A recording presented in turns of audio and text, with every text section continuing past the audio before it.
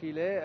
It's a case of hurry up and wait till the end for the economic freedom fighters. They still lead in a number of municipalities, but have not been declared the overall winner of any councils at this point in time in the local government elections. Doesn't mean that they're not going to play a role in government. They really do hold a significant portion of the power in many municipalities across the country, and it will fall to them in many instances to decide who they go with, if they're going to support either the ANC or the DA or other parties when it comes to forming a government in hung councils.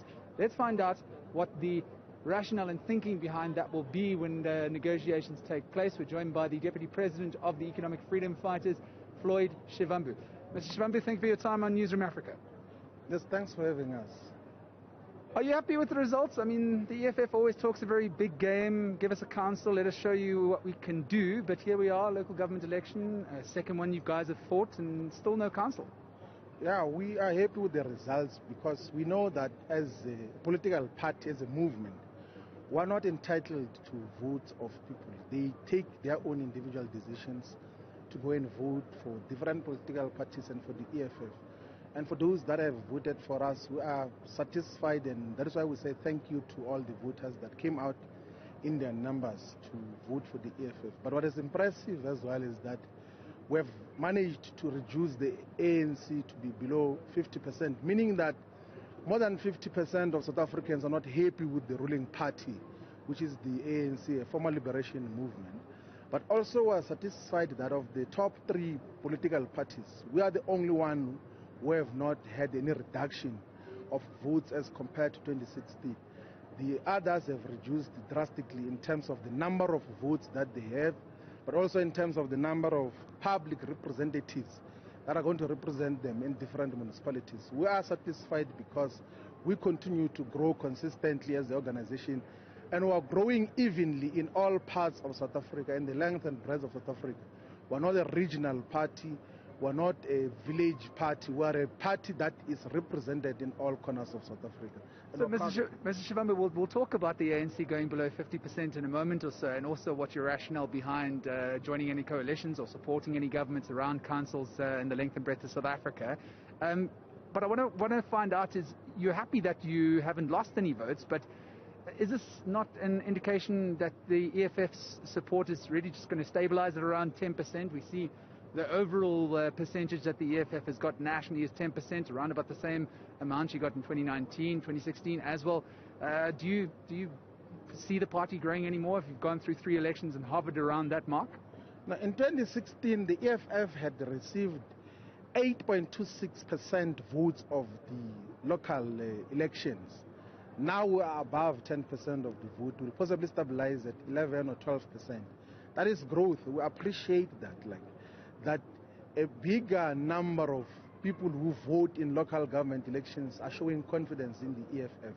We're not worried that we have not won a municipality outrightly as the EFF. We're satisfied that a bigger number of votes are coming to the EFF. And the reason why we do not take the approach of other political parties is because we are a national organization.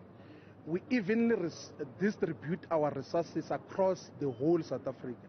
Whether it's human resources or financial resources or the basic campaign material, we evenly distribute to all the municipalities from Musina to Osworon in the Southern Cape, to Hetling, to Mhlabalingana, to Emadlangeni, to all these areas, to Collins Chabane municipality in Malamlele, and all of these areas. We evenly distribute our resources. If we had taken a different approach of collapsing all our resources into one corner of South Africa, we possibly could have gained municipalities, but that is not our principle. We are a national organization that has got aspirations to take power in the entirety of South Africa. And that is why we spread our resources equally in all of South Africa. So when you check the results of the EFF, they are rising everywhere on an almost equal basis. So we had difficulties in the 2016 local government elections that KwaZulu-Natal and Eastern Cape were below the national average. But now they're catching up with the entirety of South Africa in terms of the national average. So if you check, our national average is now applicable to all the provinces, which is satisfactory because it shows that we've got a stable national organization that can be a real alternative to the ruling and dying ANC.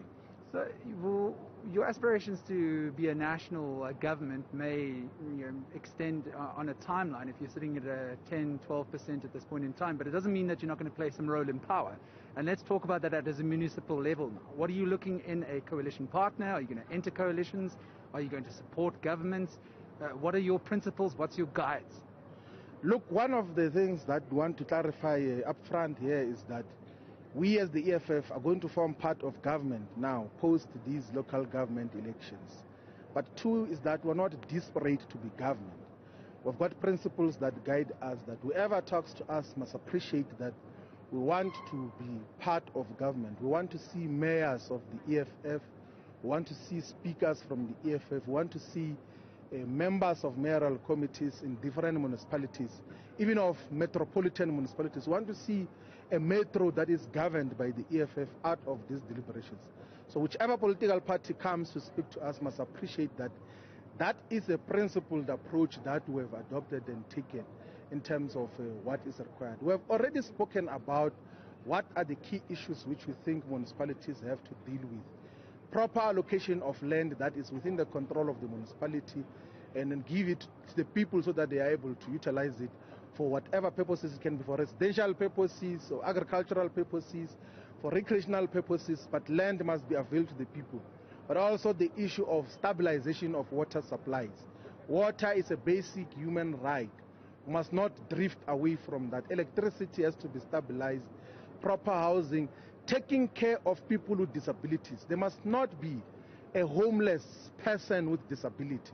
So there are basic principles that we're going to establish before we enter into coalitions, and then the deliberations will then depend on what form of coalition is ultimately constituted. But we have already stated publicly that our approach is that we do not prefer intra-municipality coalitions.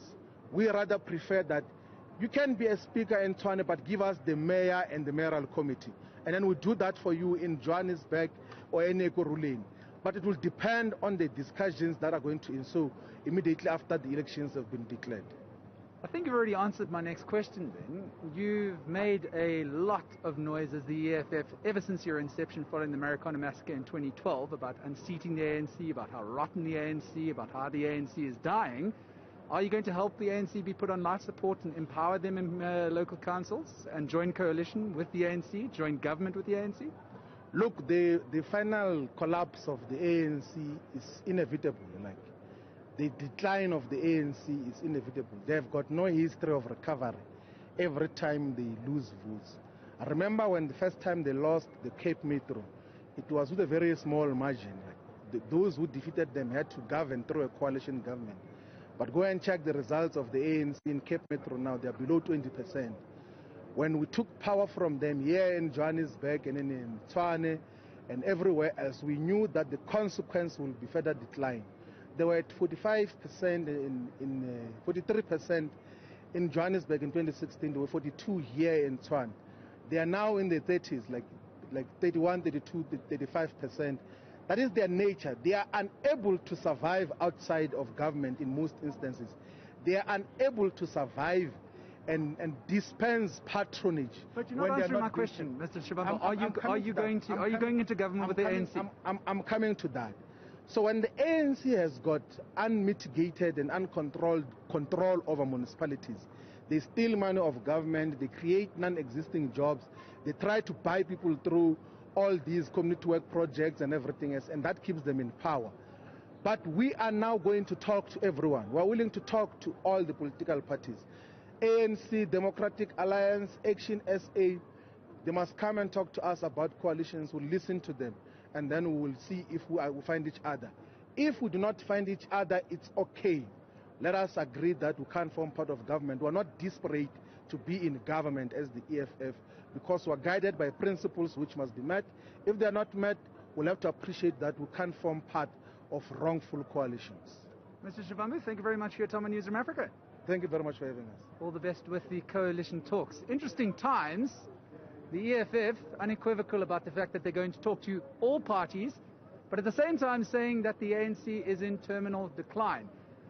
certainly questions need to be answered around the EFF's rationale there. If they are talking about the ANC being a destructive force in governance, it looks like they are opening to enabling an ANC government in hung councils, though, should the negotiations go their way. Well, time will only tell, though, because on this board behind me here, the numbers are not final.